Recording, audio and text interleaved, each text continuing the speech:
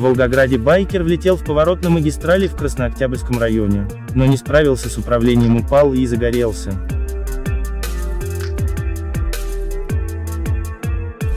Ему помогли проезжающие мимо неравнодушные водители. Мужчина получил незначительные травмы и ожоги. В больнице ему оказали всю необходимую помощь. Подписывайтесь на наш канал, чтобы всегда быть в курсе событий.